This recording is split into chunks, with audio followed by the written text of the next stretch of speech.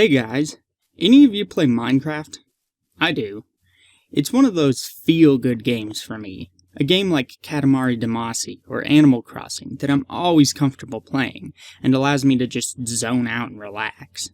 I anxiously await each new update, excited for what new features may lie ahead. As such, I decided that this week I'd like to share a special survival world that I came up with while playing the newest console update, TU25. It's been out for a while, so many of you might have already become familiar with its new features.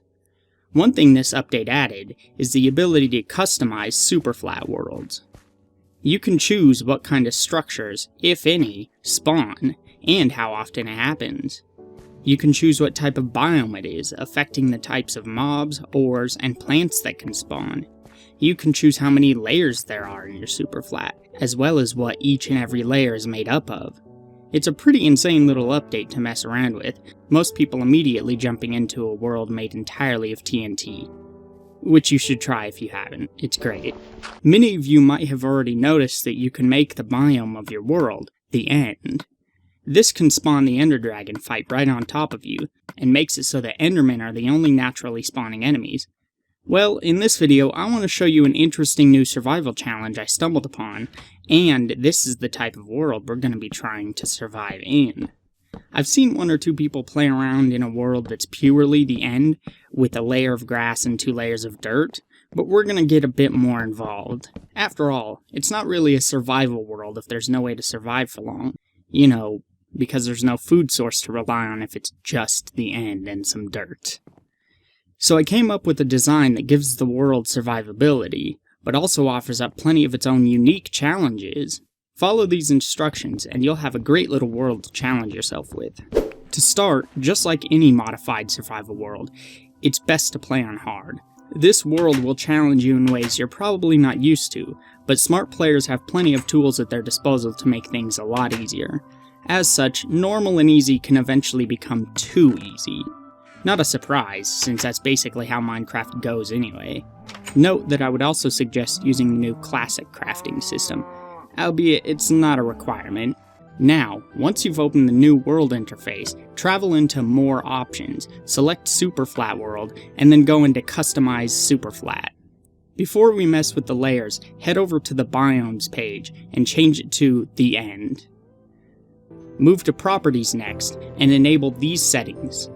Abandoned mine shafts with a chance of the maximum 1%, stronghold at count 3 and the minimum 512 meter spacing, enable dungeons, enable decorations, lakes, and lava lakes.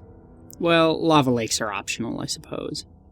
Now that we've got all of those set up, here's where the real interesting part comes in. Head over to Layers, and change them until you have these settings. From top to bottom, 1 grass block, 2 dirt blocks, 15 stone blocks, 10 air blocks, and then the 1 bedrock block. If you don't know how to make an air block, it's the empty space in the top left corner with no block pictured. Now that you've got your world specifics set up, pick a custom seed if you want, name the world, and jump in. Immediately, you'll want to pull out your map and start running. The Ender Dragon in all likelihood is going to be directly overhead, and she's out for your blood. Yes, this means that you can make it to a stronghold and finish the end portal, then having 2 Ender Dragons to fight. Travel the map until you can find an abandoned mineshaft, which shouldn't be too difficult. After all, there are so few layers of ground in this map that many mineshafts should just be hanging out in the middle of the air. I would suggest starting by taking all of the treasure and storing it in a chest nearby. Now tear apart some of the mineshaft and build yourself a house next to one of the small water lakes that has spawned. Here's where the map starts to get interesting. It requires much more ingenuity than a normal world, since resources are so scarce. While there's probably more than enough for all your needs, you have a finite amount of wood. There are enough layers of stone to mine out ores, but there's a rather large drop into a dark underworld if you're not careful. The only enemies that spawn outside of finding a dungeon will be Endermen everywhere, and cave spiders from the mine shafts. Technically also silverfish from the stronghold, but whatever. To give you an example of the ingenuity you'll need, though it may not seem like it to some of the greener players, there is indeed a way to make a bed. Rarely do people use this method, but you can make a bed by making wool out of string. And even though this world spawns no sheep, there are plenty of spiderwebs lying around, waiting to be mined for string. Your primary food source will probably be melons, which you'll have to find the seeds for in mine shafts. These are a great source of food until you get hit. It makes combat more challenging, because one hit from a single Enderman on hard, and your food bar is guaranteed to go down to the point where you stop healing. Meaning, you need to learn to eat on the fly while in the middle of combat. Bane of arthropods is actually useful in this world, thanks to the abundance of cave spider spawners. It's like all of Minecraft has been turned on its head. The Nether. Whoo boy! The Nether is a nightmare. Since it's flat and open, you get ghasts shooting at you almost immediately. It's best, obviously, to build a small fortress around the portal to keep it safe. But eventually, your Nether is going to be nothing but fire and holes that need to be navigated carefully. Using the Nether, though, you can find the Wither Skulls required to fight the Wither boss. And you even have the perfect arena to fight it in the 10 blocks of air under your normal world. Also notice while you're down there that this area has its own unique identity, almost like a new biome, since any gravel that spawned at the bottom of your stone layers will fall down to become like little mountains. It's almost like some sort of limbo. It's interesting that pumpkin seeds are common finds in mineshaft chests, because pumpkins can be placed on your head to avoid angering Endermen, which are the main enemy that spawns here. I mean, it's like this world was handcrafted by the designers. It's genuinely surprisingly balanced, which is why I thought I'd share it. Heck, I even accidentally found a fairly useful Endermen Trap while decorating the home my friends and I have been playing in. You know all of the minecarts you find chests sitting in inside the mineshafts? Well, if you can find enough gold and redstone to build a perpetual track on top of your house, which should have a 2-block high safety ceiling to protect you from Endermen, mind you, and you place the minecarts on top of your house, any angry Endermen after you are almost guaranteed to jump in the minecarts. Once there, they can't hurt you unless you get close. They'll never leave the minecarts unless they despawn, and they make a great decoration for your roof. One other thing you can add to this map is a rewards chest. You can make your own rules for this, but essentially this is a chest full of things you can't normally get in this type of world, like trees, cows, horses, creepers, etc.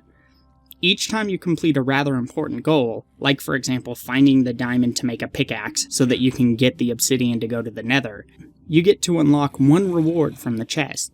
You can implement this from the beginning, not implement it at all, or do like I did and wait until the map starts to get a bit stale. The way my friends and I did it was that we only put 2 of each animal and plant in the chest, excluding hostile mobs. That way, you still have to be careful with your rewards.